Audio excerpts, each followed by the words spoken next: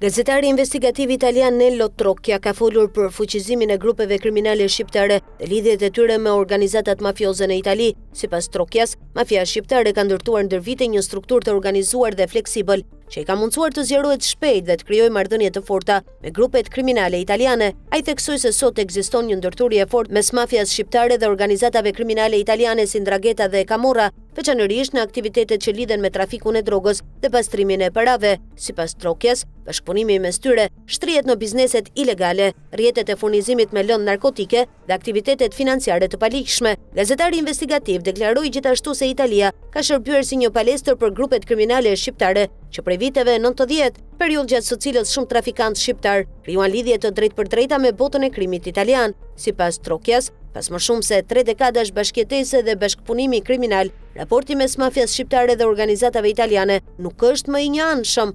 Raporti i tyre është sot mes të barabartësh, deklaroi gazetari italian.